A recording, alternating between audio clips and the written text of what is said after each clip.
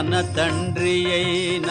వాయుదేవునకు సూర్యచంద్ర బ్రహ్మాది దేవులకు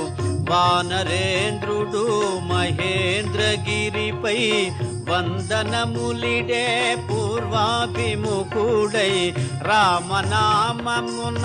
పరవశుడయ్యే రోమ రోమమున పులకితుడయ్యే కాయము పెంచే కుప్పిల్చి ఎగసే దక్షిణ దిశగా లంక చేరగా